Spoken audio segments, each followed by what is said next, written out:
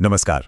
चलिए आज गाजा युद्ध, उसमें यूएन के रोल और एक नए बोर्ड ऑफ पीस के पीछे की राजनीति को थोड़ा समझने की कोशिश करते हैं।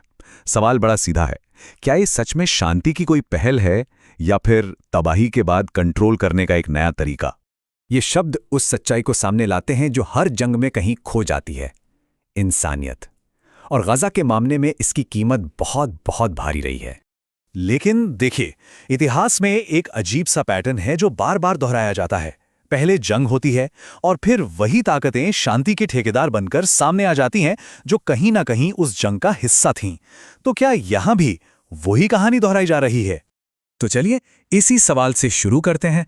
क्या ये जो शांति बोर्ड का आइडिया है, ये कोई असली समाधान है या फिर ये सिर्फ एक नया कंट्रोल सिस्टम है जिसे तबाही की नींव पर खड़ा किया जा रहा है?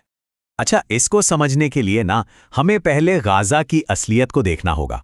ये नक्शे पर भले ही एक छोटा सा डॉट दिखे, लेकिन जियोपॉलिटिक्स में इसकी अहमियत बहुत ज्यादा है।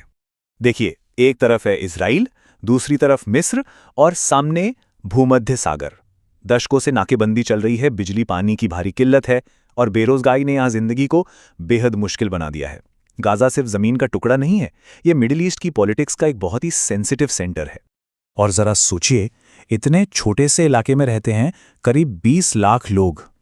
ये एक ऐसा नंबर है जो इस पूरे संघर्ष के मानवीय पहलू को और भी गहरा कर देता है। और जो बात शायद सबसे ज्यादा चौंकाती है वो ये है कि इस पूरी आबादी में आधे से ज्यादा बच्चे हैं। ये आंकड़ा इस पूरी त्रासदी को एक अलग ही लेवल पर ले जाता है। मतलब इस पूरी तबाही का सबसे बड़ा असर उस पीढ़ी पर पड़ रहा है जिसने अभी ठीक से दुनिया देखी भी नहीं है। तो सवाल ये उठता है कि इतनी नाजुक मानवीय हालात के बावजूद ये संघर्ष एक इंटरनेशनल पावर गेम में कैसे बदल गया? एक ऐसा खेल जिसमें यूएन जैसी संस्थाओं को जानबूझकर साइडलाइन कर दिया गया। जब गाजा पर हमले हो रहे थे तो दुनिया ने देखा कि इजराइल को अमेरिका का पूरा सपोर्ट था, हथियार, मिसाइल सिस्टम और डिप्लोमैटिक शील्ड। और सबसे बड़ी बात, यूएन सिक्योरिटी काउंसिल में वीटो पावर का इस्तेमाल, जिसने सीज फायर की हर इंटरनेशनल कोशिश पर पानी फेर दिया। तो फिर सवाल उठता है कि भाई, मानवाधिकार और अंतर्राष्ट्रीय कानून कहाँ थे? जवाब थोड़ा कड़वा है, लेकिन इंटरनेशनल पॉलिटिक्स के एक बेसिक नियम में छिपा है कि ये नैतिकता से नहीं बल्कि अपने अपने हितों से चलती है। अब देखिए, यूएन को बनाया ही इसलिए गया था कि जंग रोकी जाए और न्याय हो सके। लेकिन यूएन की एक खासियत है, वो सवाल पूछता है, वो रिपोर्ट बनाता है और वो जवाबदेही मांगता है। और यही बात है ना जो बड़े बड़े ताकतवर देशों को पसंद नहीं आती। वो बहस की जगह कंट्रोल चाहते हैं, क्योंकि कंट्रोल से उनके हित सुरक्षित रहते। और बस इसी कंट्रोल की चाहत से जन्म होता है शांति बोर्ड जैसे आइडियाज का। तो चलिए अब जरा इस तथाकथित समाधान की हकीकत को भी देख लेते हैं, जिससे कुछ ताकतवर देश मिलकर आगे बढ़ा रहे हैं।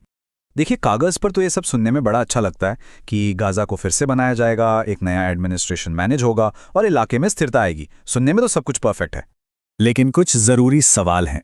पहला, क्या इस पूरे प्रोसेस में उन फिलिस्तीनी लोगों से पूछा गया जिनकी जिंदगी दांव पर लगी है? दूसरा सवाल, क्या शांति बनाने से पहले जंग में हुई तबाही के लिए किसी की जवाबदेही तय की गई है? क्योंकि बिना न्याय की शांति अक्सर एक तरफा ही होती है। और आखिर में, क्या इस प्रोसेस में दुनिया की सबसे बड़ी शांति और सुरक्षा की संस्था यानी यूएन का कोई सेंट्रल रोल है? कमाल की बात यह है कि इन तीनों ही सवालों का जवाब है नहीं। तो मतलब प्रोसेस बिल्कुल साफ है, पहले बम गिराओ, फिर एक बोर्ड बनाओ और फिर उस बोर्ड के बनाए हुए नियम लागू करो। इसे शांति नहीं कहते, इसे कहते हैं पोस्ट वॉर मैनेजमेंट, यानी जंग के बाद का ऐसा मैनेजमेंट जिसे विजेता तय करते हैं। और देखिए, ये जो मॉडल है ना, ये सिर्फ गाजा की कहानी नहीं है, ये पूरी इंटरनेशनल व्यवस्था और भारत जैसे देशों के लिए भी बहुत गहरे सवाल खड़ा करता है। और इतिहास इस बात का गवाह है। अगर आप जख्मों पर मरहम लगाने की जगह सिर्फ नए नियम थोप देंगे तो शांति बस एक दिखावा बनकर रह जाती है और जमीन के नीचे तनाव हमेशा सुलगता रहता है। अब भारत जैसे देशों के लिए ये एक बहुत मुश्किल कूटनीतिक सिचुएशन है। एक तरफ ऐसे किसी बोर्ड में शामिल होने का मतलब है कि आप फैसले लेने वाली टेबल पर हैं, लेकिन दूसरी तरफ इसके खतरे भी बहुत बड़े हैं। इससे भारत की जो एक पारंपरिक फिलिस्तीन समर्थक छवि रही है, उसे नुकसान हो सकता है और ये यूएन को कमजोर करने की प्रक्रिया में भागीदार बनने जैसा भी लग सकता है। तो ये सारी बातें घूम फिर कर हमें एक बहुत ही बुनियादी सवाल पर ले आती हैं। इस पूरी जियोपॉलिटिकल शतरंज की असली कीमत आखिर चुका कौन रहा है? तो असल मुद्दा ये नहीं है कि बोर्ड बनता है या नहीं। नहीं, असली सवाल कुछ और है। ये बोर्ड किसके लिए काम करेगा?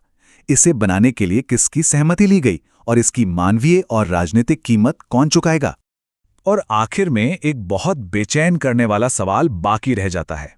अगर शांति का फैसला हमेशा ताकतवर ही करेंगे, तो क्या उसका बोझ हमेशा कमजोरों को ही उठाना पड़ेगा? ये एक ऐसा सवाल है जिस पर हम सबको सोचना चाहिए।